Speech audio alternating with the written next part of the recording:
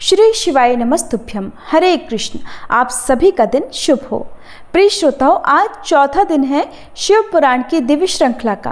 अब तक की कथाओं ने हमें भगवान शिव के स्वरूप को समझने का अवसर दिया है और आज की कथा भी हमें उनसे और निकट लाएगी। हर अध्याय में कोई ना कोई गहरा संदेश छिपा है। आइए हम उसे खोजें। और आज का अध्याय शुरू करने से पहले हम सभी प्रार्थना करें। हे महादेव, हमारे हृदय में आपके प्रति निष्ठा बनी रहे। जब हम कथा सुने तो मन चंचल ना हो, केवल आपकी महिमा में स्थिर हो जाए। हे भोलेनाथ, आपकी कृपा से ही ये जीवन सार्थक हो सकता है। हम सब का कल्याण करें। इस प्रकार प्रार्थना करने के बाद सबसे अंत में क्षमा याचना भी करनी चाहिए, जो कि इस वीडियो के लास्ट में हम सब मिलकर करेंगे। अब सुनिए आज की कथा। सूत जी कहते हैं, हे महर्षियों, भगवान श्रीहरि के अंतर्ध्यान हो जाने पर मुनिश्रेष्ठ नारद जी शिवलिंगों का भक्तिपूर्वक दर्शन करते हुए पृथ्वी पर विचरने लगे। ब्राह्मणों, भूमंडल पर घूम फिरकर उन्होंने भोग और मोक्ष देने वाले बहुत से शिवलिंगों का प्रेम पूर्वक दर्शन किया। दिव्यदर्शी नारद जी भूतल के तीर्थों में विचर रहे हैं और इस समय उनका चित्त शुद्ध है, ये जानकर वे दोनों शिवगण उनके पास गए। वे उनके दिए हुए शाप से उद्धार की इच्छा रखकर वहां गए थे।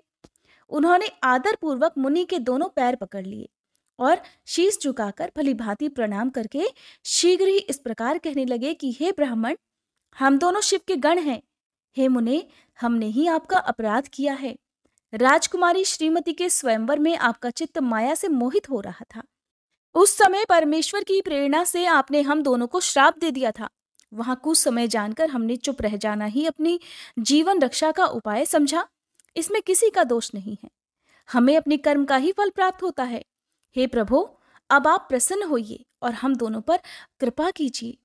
तब देवर्षि नारद कहने लगे, आप दोनों महादेव जी के गण हैं और सत्पुरुषों के लिए परम सम्मानीय हैं।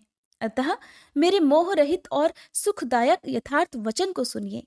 पहले निश्चय ही मेरी बुद्धि भ्रष्ट हो गई थी, बिगड़ गई थी और मैं सर्वथा मोह के वशीभूत हो गया था। इसलिए आप दोनों को मैंने शाप दे दिया था। हे शिवगणों, मैंने जो कुछ कहा है वो वैसा ही होगा, तथापि मेरी बात सुनिए। मैं आपके लिए शापोद्धार की बात बता रहा हूं। आप लोग आज मेरे अपराध को भी क्षमा कर दें। मुनिवर विश्रवा के वीर से जन्म ग्रहण करके आप दोनों संपूर्ण दिशाओं में प्रसिद्ध कुंभकर्ण और रावण राक्षस राज का पद प्राप्त करोगे और बलवान, वैभव से युक्त तथा परम प्रतापी होगे। समस्त ब्रह्मांड के राजा होकर शिव भक्त और जितेंद्रीय होंगे और शिव के ही दूसरे स्वरूप श्री विष्णु के हाथों मृत्यु पाकर फिर अपने पद पर प्रतिष्ठित हो जाओगे। सूत जी कहते हैं, हे महर्षियों, महात्मा नारद मुनि की ये बात सुनकर वे दोनों शिवगण प्रसन्न होकर सानंद अपने अपने स्थान को लौट गए। श्री नारद जी भी अत्यंत आनंदित होकर अनन्य भाव से भगवान शिव का ध्यान और शिव तीर्थों का दर्शन करते हुए बारंबार भूमंडल में विचरण करने लगे। अंत में वे सबके ऊपर विराजमान शिवप्रिया काशीपुरी में गए, जो शिव स्वरूपिणी और शिव को सुख देने वाली है। काशीपुरी का दर्शन करके नारद जी कृतार्थ हो गए। उन्होंने भगवान काशीनाथ का दर्शन किया और परम प्रेम एवं परमानंद से युक्त होकर उनकी पूजा की।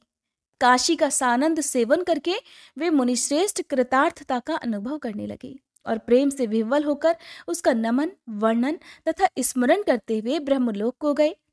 निरंतर शिव का स्मरण करने से उनकी बुद्धि शुद्ध हो गई थी। वहां पहुंचकर शिव तत्व का विशेष रूप से ज्ञान प्राप्त करने की इच्छा से नारद जी ने ब्रह्मा जी को भक्तिपूर्वक नमस्कार किया और नाना प्रकार के स्तोत्रों द्वारा उनकी स्तुति करके उनसे शिव तत्व के विषय में पूछा। उस समय नारद जी का हृदय भगवान शंकर के प्रति भक्ति भावना से परिपूर्ण था। नारद जी कहने लगे, हे ब्राह्मण, पर ब्रह्म परमात्मा के स्वरूप को जानने वाले पितामह, हे जगत प्रभु, आपके कृपा प्रसाद से मैंने भगवान विष्णु के उत्तम महात्म्य का पूर्णतया ज्ञान प्राप्त किया है।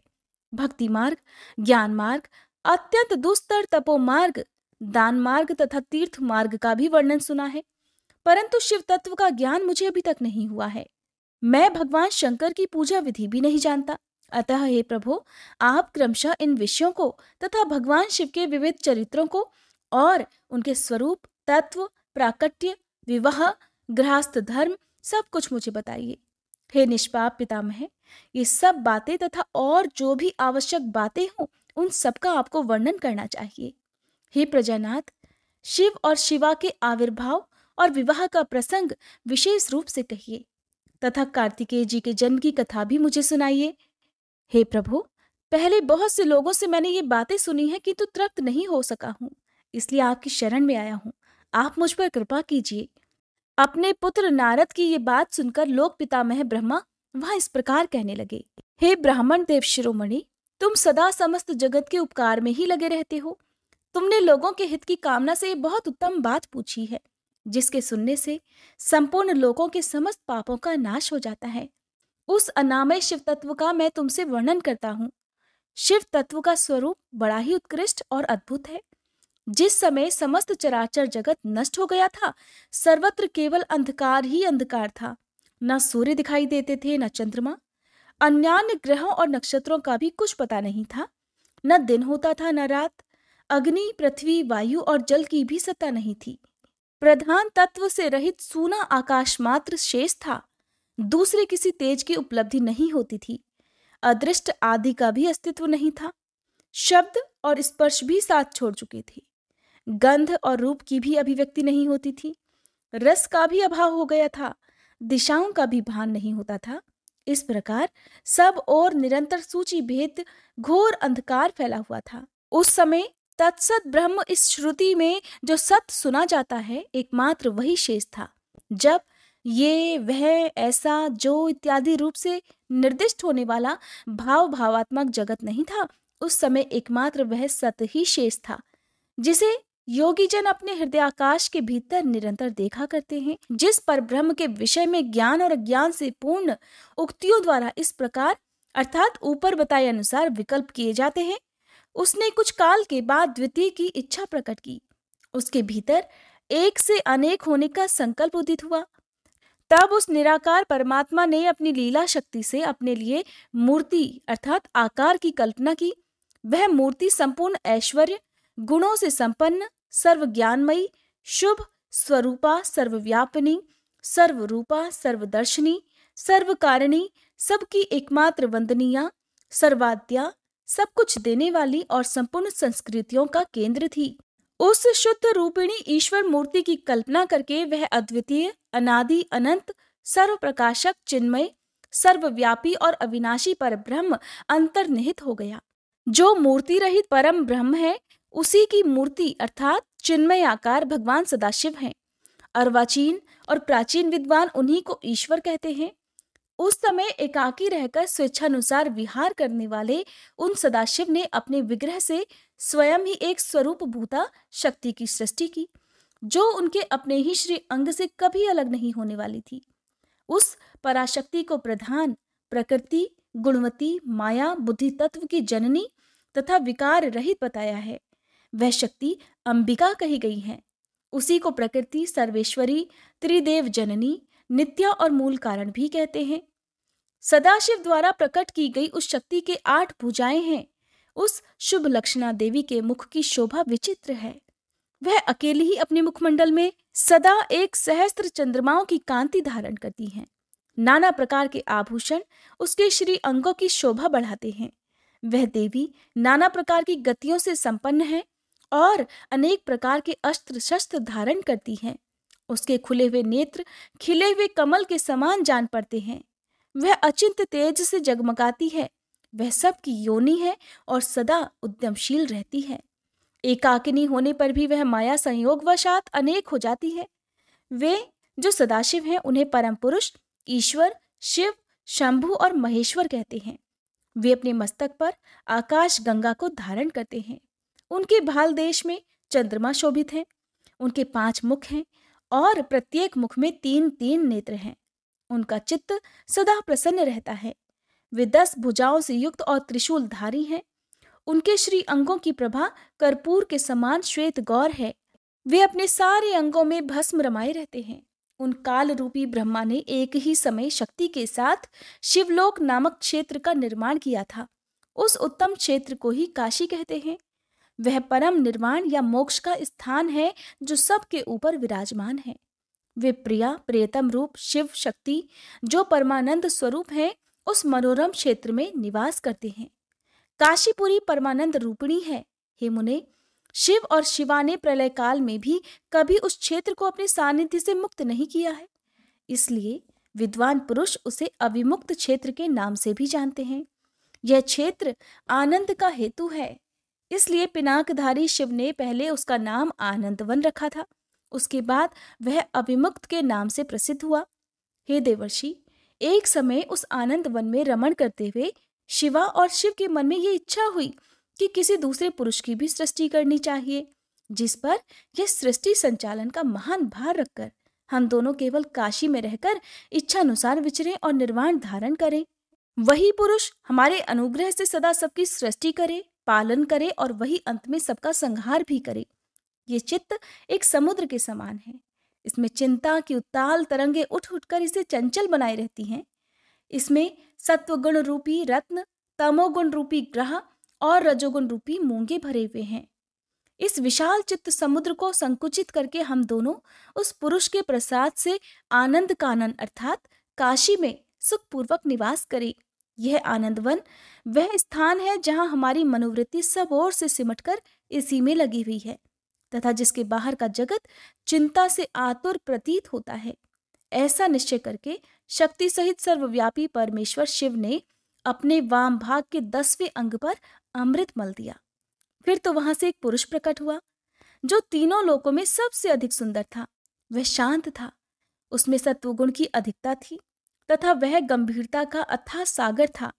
हे मुने, क्षमा नामक गुण से युक्त उस पुरुष के लिए ढूंढने पर भी कहीं कोई उपमा नहीं मिलती। उसकी कांति इंद्रनील मणि के समान श्याम थी, उसके अंग अंग से दिव्य शोभा छिटक रही थी और नेत्र प्रफुल्ल कमल के समान शोभा पा रहे थे। श्री अंगों पर स्वर्ण की सी कांति वाले 2 सुंदर रेशमी पीतांबर शोभा दे रहे थे। किसी से भी पराजित न होने वाला वह वीर पुरुष अपने प्रचंड भुजदंडों से सुशोभित हो रहा था।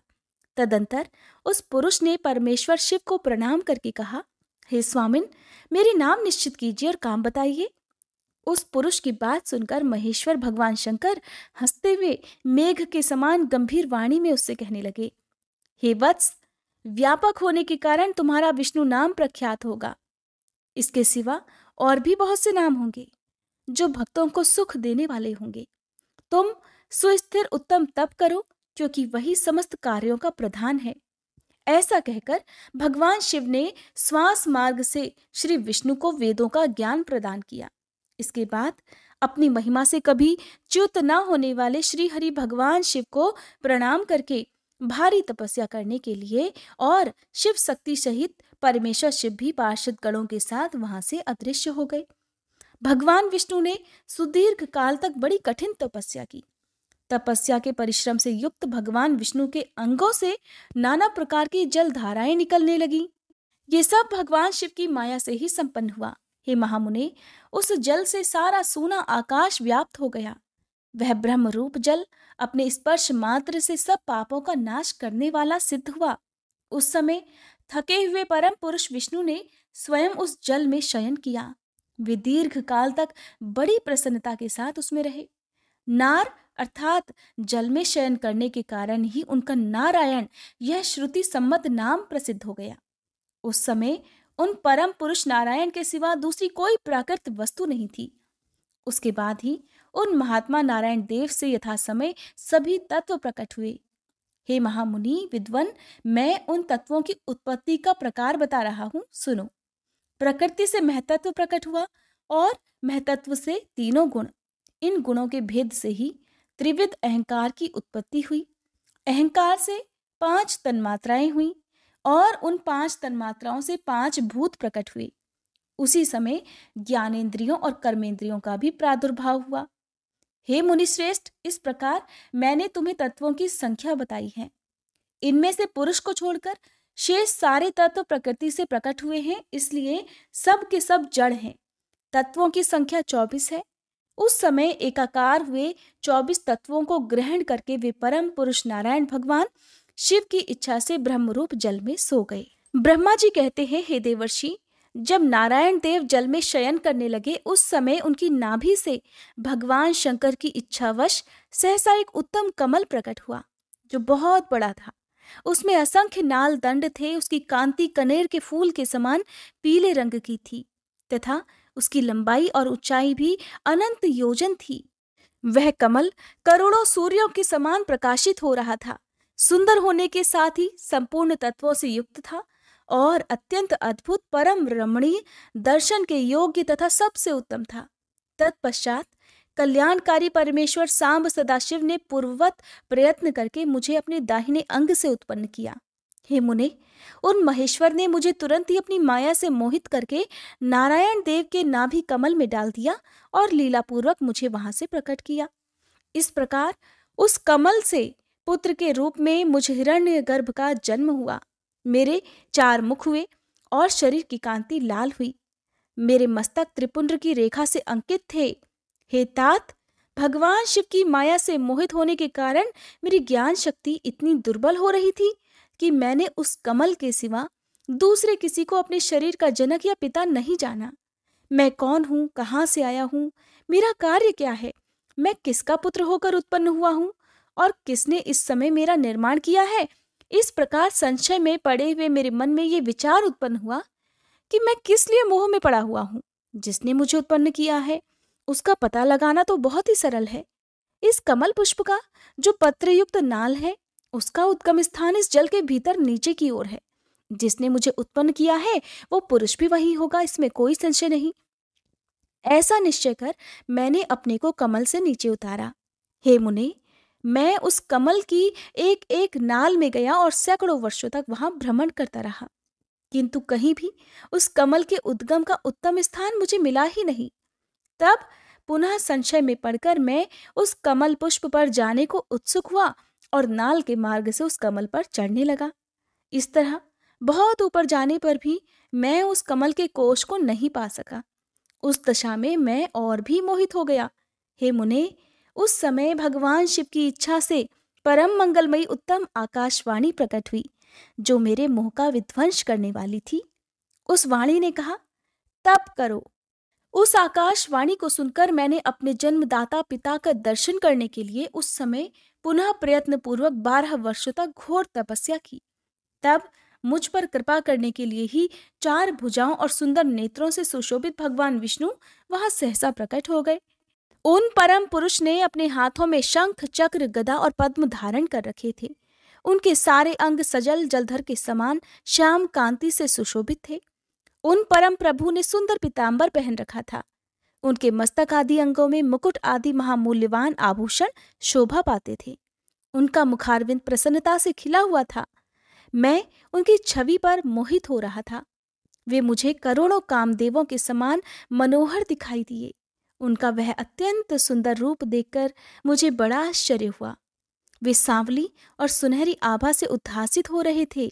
उस समय उन सद सत्व स्वरूप परमात्मा 4 भुजा धारण करने वाले महाबाहु नारायण देव को वहां उस रूप में अपने साथ देखकर मुझे बड़ा हर्ष हुआ।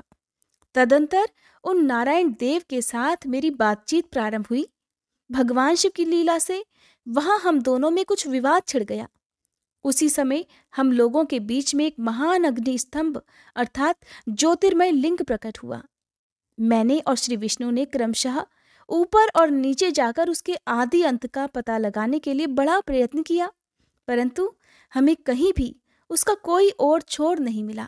मैं थककर ऊपर से नीचे लौट आया और भगवान विष्णु भी उसी तरह नीचे से ऊपर आकर मुझसे मिले। हम दोनों शिव जी की माया से मोहित थे। श्री हरि ने मेरे साथ आगे पीछे से और अगल बगल से परमेश्वर शिव को प्रणाम किया।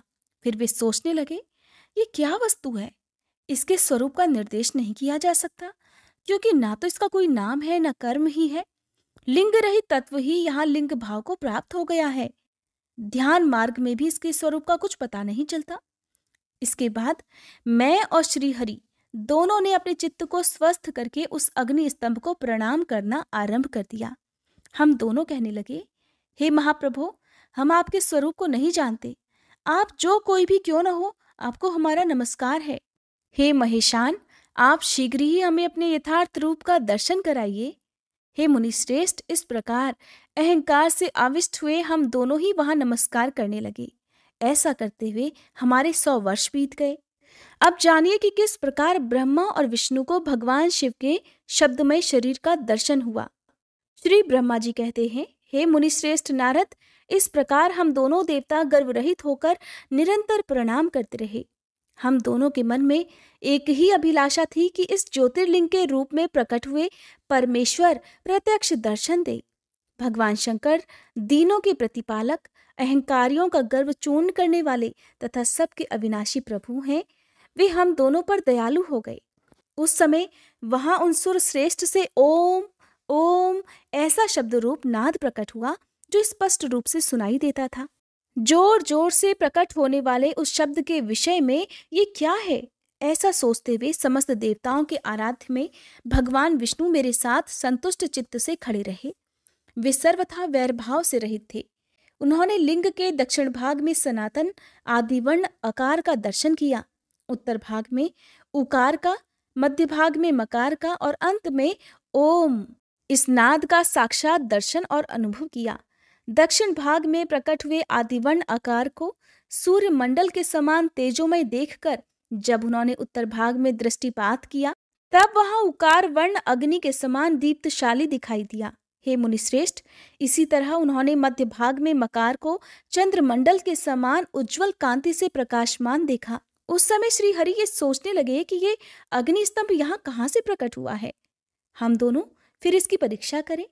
मैं इस अनुपम अनंत स्तंभ के नीचे जाऊंगा, ऐसा विचार करते हुए श्री हरि ने वेद और शब्द दोनों के आवेश से युक्त विश्वात्मा शिव का चिंतन किया। तब वहां एक ऋषि प्रकट हुए, जो ऋषि समूह के परम सार रूप माने जाते हैं। उन्हीं ऋषि के द्वारा परमेश्वर श्री विष्णु ने जाना कि इस शब्द ब्रह्ममय शरीर वाले परम लिंग के रूप में साक्षात पर ब्रह्म स्वरूप महादेव जी ही यहाँ प्रकट हुए हैं। ये चिंता रहित अथवा अचिंत्य रुद्र हैं। जहां जाकर मन सहित वाणी उसे प्राप्त किए बिना ही लौट आती है। इन बीजी भगवान महेश्वर के लिंग से अकार रूप बीज प्रकट हुआ, जो उकार रूप योनि में स्थित होकर सब ओर बढ़ने लगा। वह स्वर्णमय अंड के रूप में ही बताने योग्य था। उसका और कोई भी विशेष लक्षण नहीं लक्षित होता था। वह दिव्य अंड अनेक वर्षों तक जल में ही स्थित रहा। तदंतर 1000 वर्ष के बाद उस अंड के 2 टुकड़े हो गए। जल में स्थित हुआ वह अंड अजन्मा ब्रह्मा जी की उत्पत्ति का स्थान था और साक्षात महेश्वर के आघात से ही फूटकर 2 भागों में विभक्त हो गया था। उस अवस्था में उसका ऊपर स्थित हुआ स्वर्णमय कपाल बड़ी शोभा पाने लगा। वहीं द्युलोक के रूप में प्रकट हुआ तथा उसका दूसरा नीचे वाला कपाल था, वही ये 5 लक्षणों से युक्त पृथ्वी है। इस तरह देवेश्वर शिव को जानकर श्री हरि ने शक्ति संभूत मंत्रों द्वारा उत्तम एवं महान अभ्युदय से शोभित होने वाले उस महेश्वर देव का स्तवन किया। इसी बीच में मेरे साथ विश्वपालक भगवान विष्णु ने एक और भी अद्भुत और सुंदर रूप देखा। हे मुने, वह रूप 5 मुखों वाला और 10 भुजाओं से अलंकृत था। उसकी कांति कर्पूर के समान गौर थी। वह नाना प्रकार की छटाओं से छविमान और भांति भांति के आभूषणों से विभूषित था। उस परम उदार महापराक्रमी और महापुरुष के लक्षणों से संपन्न अत्यंत उत्कृष्ट रूप का दर्शन करके मैं और श्री हरि दोनों कृतार्थ हो गए। श्री ब्रह्मा जी कहते हैं, हे नारद जी, भगवान विष्णु के द्वारा की हुई अपनी स्तुति सुनकर करुणानिधि महेश्वर बड़े प्रसन्न हुए और उमा देवी के साथ सहसा वहां प्रकट हो गए। उस समय उनके 5 मुख और प्रत्येक मुख में 3-3 नेत्र शोभा पा रहे थे। भाल देश में चंद्रमा का मुकुट सुशोभित था। सिर पर जटा धारण किए गौरवर्ण विशाल नेत्र शिव ने अपने संपूर्ण अंगों में विभूति लगा रखी थी। उनके 10 भुजाएं थी, कंठ में नील चिन्ह था। उनके श्री अंग समस्त आभूषणों से विभूषित थे। उन सर्वांग सुंदर शिव के मस्तक भस्ममय त्रिपुंड से अंकित थे। ऐसे विशेष गुणों से युक्त परमेश्वर महादेव जी की भगवती उमा के साथ उपस्थिति देख मैंने और भगवान विष्णु ने पुनः प्रिय वचनों द्वारा उनकी स्तुति की। तब पापहारी करुणा कर भगवान महेश्वर ने प्रसन्नचित होकर उन श्री विष्णु देव को श्वास रूप से वेद का उपदेश दिया। हे मुने, उनके बाद शिव ने परमात्मा श्री हरि को गुह्य ज्ञान प्रदान किया। फिर उन परमात्मा ने कृपा करके मुझे भी वह ज्ञान दिया। वेद का ज्ञान प्राप्त करके कृतार्थ हुए भगवान विष्णु ने मेरे साथ हाथ जोड़कर महेश्वर को नमस्कार करके पुनः उनसे पूजन की विधि बताने तथा सदुपदेश देने के लिए प्रार्थना की।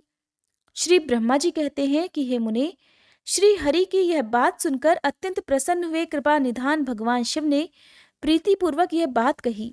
भगवान शिव कहने लगे, हे सुरश्रेष्ठ गण, मैं तुम दोनों की भक्ति से निश्चय ही बहुत प्रसन्न हूँ। तुम लोग मुझ महादेव की ओर देखो। इस समय तुम्हें मेरा स्वरूप जैसा दिखाई देता है वैसे ही रूप का प्रयत्न पूर्वक पूजन चिंतन करना चाहिए।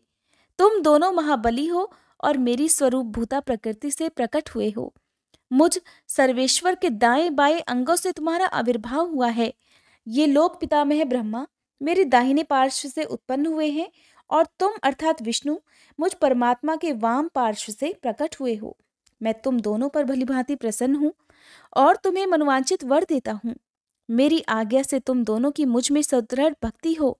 हे ब्राह्मण, तुम मेरी आज्ञा का पालन करते हुए जगत की सृष्टि करो और वत्स विष्णु, तुम इस चराचर जगत का पालन करते रहो।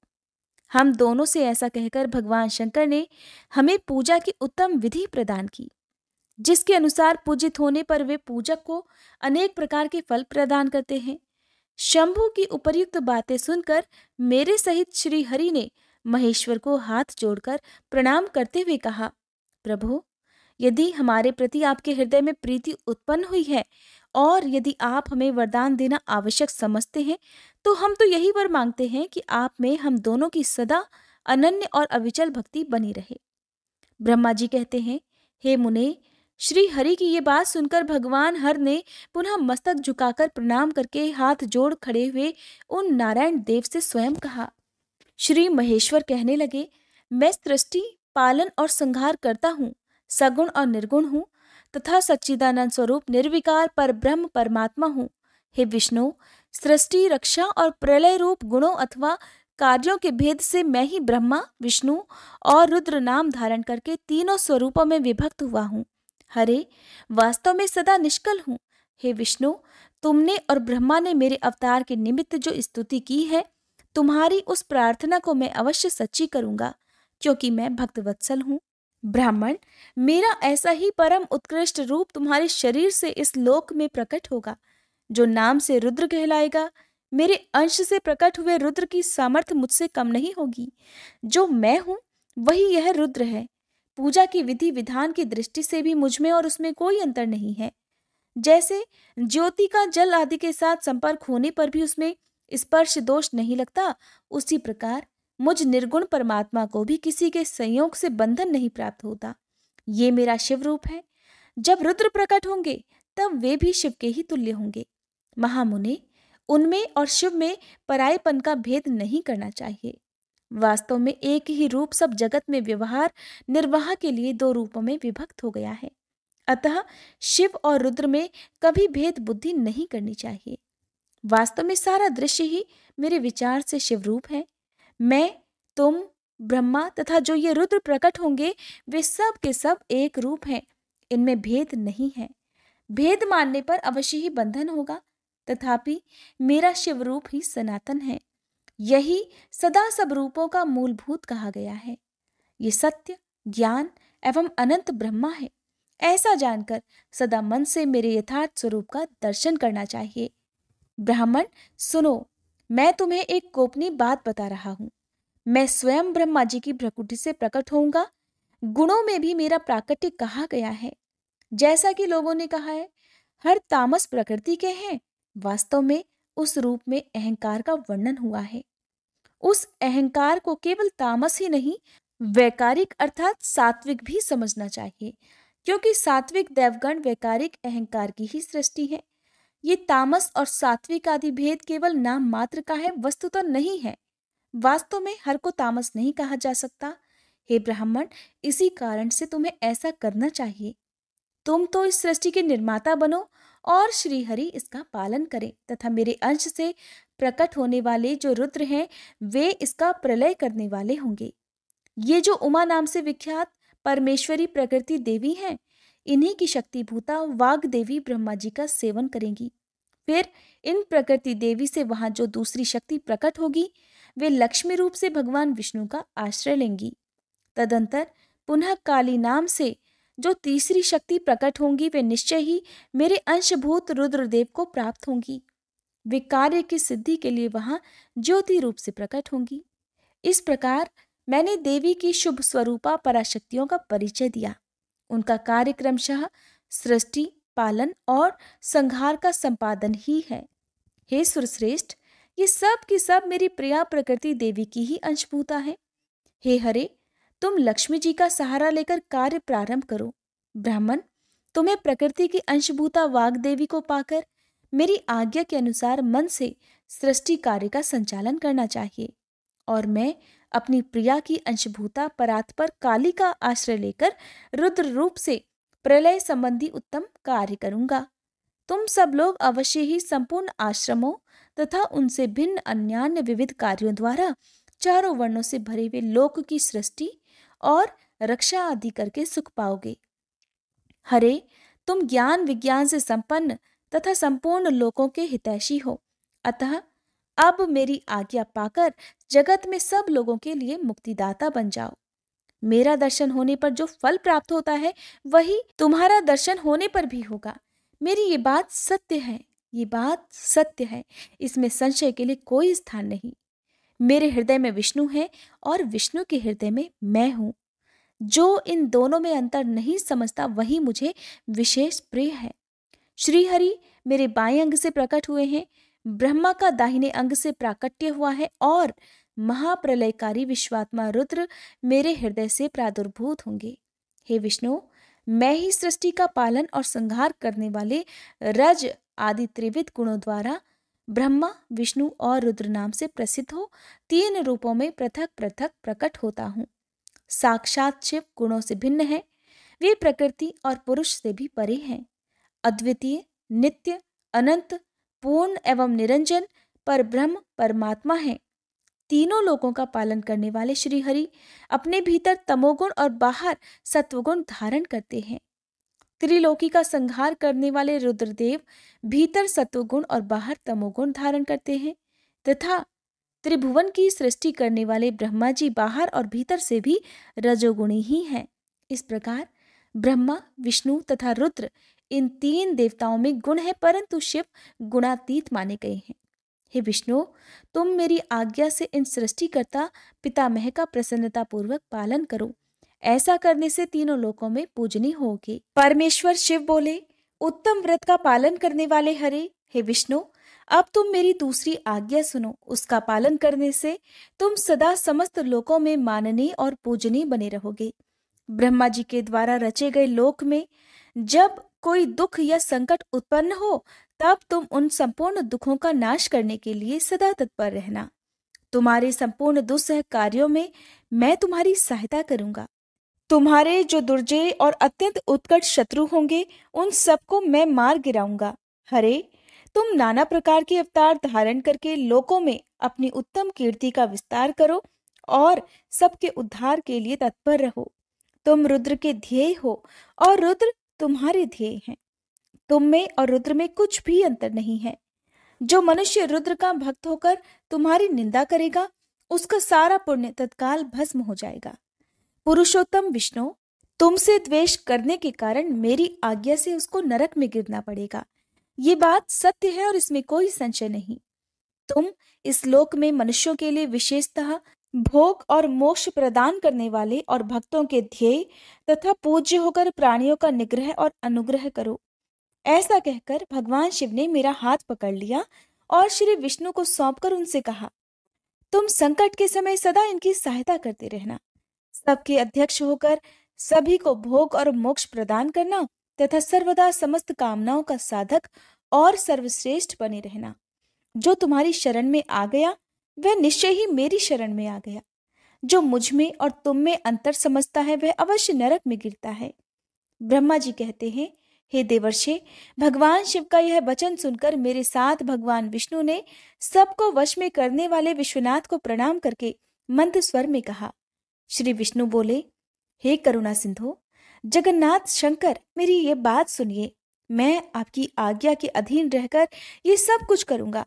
हे स्वामिन, जो मेरा भक्त होकर आपकी निंदा करे उसे आप निश्चय ही नरकवास प्रदान करें।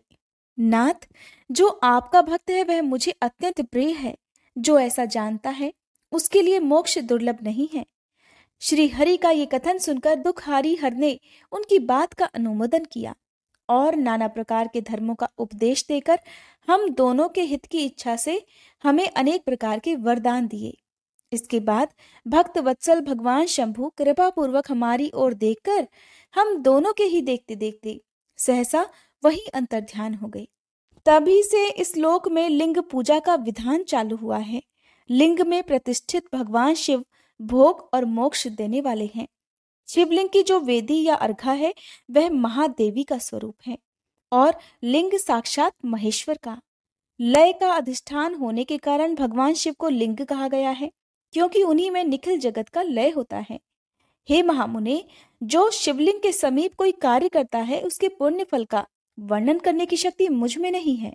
तदंतर नारद जी के पूछने पर ब्रह्मा जी कहने लगे, हे मुने, हमें पूर्वोक्त आदेश देकर जब महादेव जी अंतर्ध्यान हो गए तब मैं उनकी आज्ञा का पालन करने के लिए ध्यानमग्न होकर कर्तव्य का विचार करने लगा। उस समय भगवान शंकर को नमस्कार करके श्री हरि से ज्ञान पाकर परमानंद को प्राप्त हो मैंने सृष्टि करने का निश्चय किया। तात भगवान विष्णु भी वहां सदाशिव को प्रणाम करके मुझे आवश्यक उपदेश देकर तत्काल अदृश्य हो गए। वे ब्रह्मांड से बाहर जाकर भगवान शिव की कृपा प्राप्त करके वैकुंठ धाम में जा पहुंचे और सदा वहीं रहने लगे। मैंने सृष्टि की इच्छा से भगवान शिव और विष्णु का स्मरण करके पहले के रचे हुए जल में अपनी अंजलि डालकर जल को ऊपर की ओर उछाला। इससे वहां एक अंड प्रकट हुआ जो 24 तत्वों का समूह कहा जाता है। विप्रवर, वह विराट आकार वाला अंड जल रूप ही था। उसमें चेतनता न देखकर मुझे बड़ा संशय हुआ और मैं अत्यंत कठोर तप करने लगा। 12 वर्षों तक भगवान विष्णु के चिंतन में ही लगा रहा। तात वह समय पूर्ण होने पर भगवान श्री हरि स्वयं प्रकट हुए और बड़े प्रेम से मेरे अंगों का स्पर्श करते हुए मुझसे प्रसन्नता पूर्वक इस प्रकार कहने लगे, ब्राह्मण, तुम वर मांगो, मैं बहुत प्रसन्न हूं। मुझे तुम्हारे लिए कुछ भी अदेय नहीं है। भगवान शिव की कृपा से मैं सब कुछ देने में समर्थ हूं। तब इस प्रकार मैंने अर्थात ब्रह्मा जी ने कहा, महाभाग, आपने जो मुझ पर कृपा की है वह सर्वथा उचित ही है, क्योंकि भगवान शंकर ने मुझे आपके हाथों में सौंप दिया है। हे विष्णु, आपको नमस्कार है। आज मैं आपसे जो कुछ भी मांगता हूं उसे दीजिए। हे प्रभु, ये विराट रूप 24 तत्वों से बना हुआ अंड किसी तरह चेतन नहीं हो रहा है, जड़ी भूत दिखाई देता है। हे हरे, इस समय भगवान शिव की कृपा से आप यहाँ प्रकट हुए हैं, अतः शंकर की सृष्टि शक्ति या विभूति से प्राप्त हुए इस अंड में चेतनता लाइए। मेरे ऐसा कहने पर शिव की आज्ञा में तत्पर रहने वाले महाविष्णु ने अनंत रूप का आश्रय ले इस अंड में प्रवेश किया। उस समय उन परम पुरुषों के सहस्त्रों मस्तक, सहस्त्रों नेत्र और सहस्त्रों पैर थे। उन्होंने भूमि को सब ओर से घेर कर उस अंड को व्याप्त कर लिया। मेरे द्वारा भलीभांति स्तुति की जाने पर जब श्री हरि ने उस अंड में प्रवेश किया तब वह 24 तत्वों का विकार रूप अंड सचेतन हो गया। पाताल से लेकर सत्यलोक तक की अवधि वाले उस अंड के रूप में वहां साक्षात श्री हरि ही विराजने लगे। उस विराट अंड में व्यापक होने से ही वे प्रभु वैराज पुरुष कहलाए। पंचमुख महादेव ने केवल अपने रहने के लिए सुरम्य कैलाश नगर का निर्माण किया, जो कि सब लोकों से ऊपर सुशोभित होता है। हे देवर्षि, संपूर्ण ब्रह्मांड का नाश हो जाने पर भी वैकुंठ और कैलाश, इन 2 धामों का यहाँ कभी नाश नहीं होता। मुनिश्रेष्ठ, मैं सत्यलोक का आश्रय लेकर रहता हूँ। तात महादेव जी की आज्ञा से ही मुझ में सृष्टि रचने की इच्छा उत्पन्न हुई। बेटा, जब मैं सृष्टि की इच्छा से चिंतन करने लगा उस समय पहले मुझसे अनजाने में ही पापपूर्ण तमोगुणी सृष्टि का प्रादुर्भाव हुआ, जिससे अविद्या पंचक अथवा पंचपर्वा अविद्या कहते हैं। इसके बाद प्रसन्नचित होकर शंभु की आज्ञा से मैं पुनः अनासक्त भाव से सृष्टि का चिंतन करने लगा। उस समय मेरे द्वारा स्थावर संज्ञक वृक्ष आदि की सृष्टि हुई, जिसे मुख्य सर्ग कहते हैं। ये पहला सर्ग है। उसे देखकर तथा वह अपने लिए पुरुषार्थ का साधक नहीं है, ये जानकर सृष्टि की इच्छा वाले मुझ ब्रह्मा से दूसरा सर्ग प्रकट हुआ, जो दुख से भरा हुआ है। उसका नाम है त्र्यक्स्त्रोता। वह सर्ग भी पुरुषार्थ का साधक नहीं था। उसे भी पुरुषार्थ साधन की शक्ति से रहित जान जब मैं पुनः सृष्टि का चिंतन करने लगा, तब मुझसे शीघ्र ही तीसरे सात्विक सर्ग का प्रादुर्भाव हुआ, जिसे ऊर्ध्व स्तोत्रा कहते हैं। यह देव सर्ग के नाम से विख्यात हुआ। देव सर्ग सत्यवादी तथा अत्यंत सुखदायक है। उसे भी पुरुषार्थ साधन की रुचि और अधिकार से रहित मानकर मैंने अन्य सर्ग के लिए अपने स्वामी श्री शिव का चिंतन आरंभ किया। तब भगवान शंकर की आज्ञा से एक रजोगुणी सृष्टि का प्रादुर्भाव हुआ, जिसे अर्वाक स्तोत्रा कहा गया है। इस सर्ग के प्राणी मनुष्य हैं, जो पुरुषार्थ साधन के उच्च अधिकारी हैं। तदंतर महादेव जी की आज्ञा से भूत आदि की सृष्टि हुई। इस प्रकार मैंने 5 तरह की वैकृत सृष्टि का वर्णन किया है। इनके सिवा 3 प्राकृत सर्ग भी कहे हैं, जो मुझ ब्रह्मा के सानिध्य से प्रकृति से ही प्रकट हुए हैं। इनमें पहला महतत्व का सर्ग है, दूसरा सूक्ष्म भूतों अर्थात तन्मात्राओं का सर्ग है, और तीसरा वैकारिक सर्ग कहलाता है। इस तरह ये 3 प्राकृत सर्ग हैं। प्राकृत और वैकृत दोनों प्रकार के सर्गों को मिलाने से 8 सर्ग होते हैं। इनके सिवा 9वां कुमार सर्ग है, जो प्राकृत और वैकृत भी है। इन सब के अवान्तर भेद का मैं वर्णन नहीं कर सकता, क्योंकि उसका उपयोग बहुत ही थोड़ा है। अब द्विजात्मक सर्ग का प्रतिपादन करता हूं। इसी का दूसरा नाम कौमार सर्ग है, जिसमें सनक सनंदन आदि कुमारों की महत्वपूर्ण सृष्टि हुई है। सनक आदि मेरे 4 मानस पुत्र हैं, जो मुझ ब्रह्मा के ही समान हैं। वे महान वैराग्य से संपन्न तथा उत्तम व्रत का पालन करने वाले हुए। उनका मन सदा भगवान शिव के चिंतन में ही लगा रहता है। वे संसार से विमुख और ज्ञानी हैं। उन्होंने मेरे आदेश देने पर भी सृष्टि के कार्य में मन नहीं लगाया। हे मुनिश्रेष्ठ नारद, सनक आदि कुमारों के दिए हुए नकारात्मक उत्तर को सुनकर मैंने बड़ा भयंकर क्रोध प्रकट हुआ। उस समय मुझ पर मोह छा गया। उस अवसर पर मैंने मन ही मन भगवान श्री हरि का ध्यान किया और वे शीघ्र ही आ गए, और उन्होंने मुझे समझाते हुए कहा, तुम भगवान शिव की प्रसन्नता के लिए तप करो।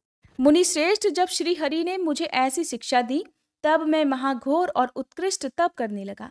सृष्टि के लिए तपस्या करते हुए मेरी दोनों भौहें और नासिका के मध्य भाग से, जो उनका अपना ही अविमुक्त नामक स्थान है, महेश्वर की 3 मूर्तियों में से अन्यतम पूर्णांश सर्वेश्वर और दयासागर भगवान शिव अर्धनारीश्वर स्वरूप में प्रकट हुए, जो जन्म से रहित तेज की राशि, सर्वज्ञ तथा सर्वदृष्टा हैं।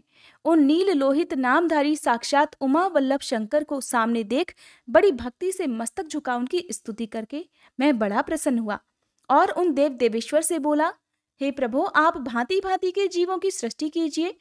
मेरी यह बात सुनकर उन देवाधिदेव महेश्वर रुद्र ने अपने ही समान बहुत से रुद्रगणों की सृष्टि की। तब मैंने अपने स्वामी महेश्वर महारुद्र से फिर कहा, देव, आप ऐसे जीवों की सृष्टि कीजिए जो जन्म और मृत्यु के भय से युक्त हों।